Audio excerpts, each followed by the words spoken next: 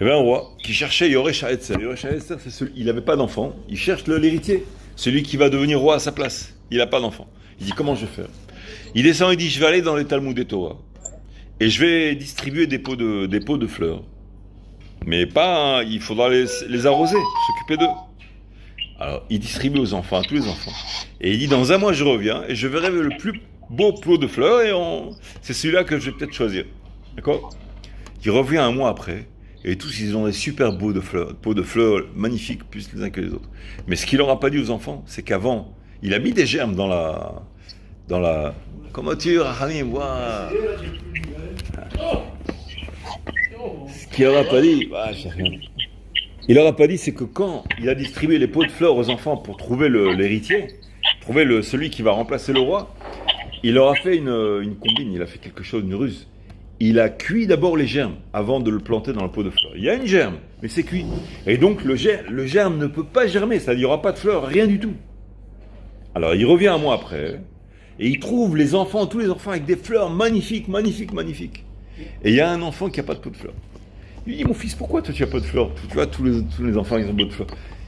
Il dit, monsieur le roi, mon roi, moi j'avais eu beau arroser, mais ça a pas fleuri, j'ai rien pu faire.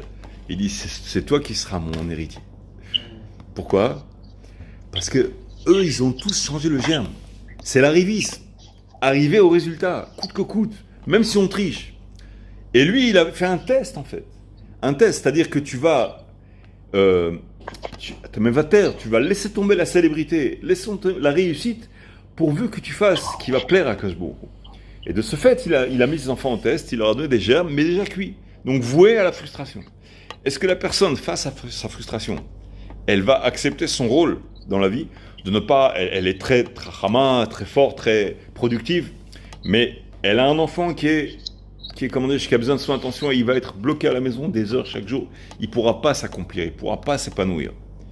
Est-ce qu'il va laisser tomber l'enfant de côté pour aller s'épanouir, s'accomplir à lui, et on va l'applaudir, il sera réussi et tout, mais dans le ciel, c'est pas évident qu'il sera applaudi. Ici-bas, oui, il sera applaudi, très fort. Mais chez Akash Baruch Hu, il lui dira, tu as eu un rôle précis et tu l'as pas accompli. C'est pas ça. Tes talents, c'était un appât surtout. Un appât, tu pouvais t'accomplir, mais à condition de ne pas louper le coche. Ta vraie messima, ta vraie mission sur Terre, c'est ce qui se propose devant toi. Moi, une fois, j'étais témoin de quelque chose comme ça. C'est une petite histoire. J'étais à Kfar Saba, il y avait 2 missionnaires qui tapaient à la porte, du porte-à-porte comme ça. Et j'ai vu quelqu'un qui criait comme ça après les missionnaires. Pas criait, mais qui les embêtait, tu vois. Alors, on lui a demandé pourquoi.